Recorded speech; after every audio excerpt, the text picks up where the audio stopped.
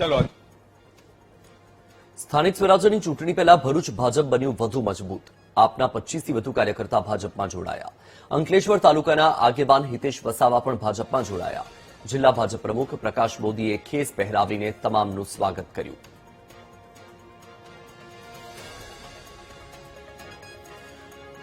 આ મુદ્દે વધુ માહિતી આપી રહ્યા છે સંવાદદાતા ગૌરવ પટેલ. ગૌરવ, એક તરફ ચૂંટણીનો માહોલ જામ્યો છે અને તેની સાથે જ પક્ષ પલટાની મોસમ પણ જામી છે. આપના કાર્યકર્તાઓ ભાજપમાં જોડાયા, શું માહિતી?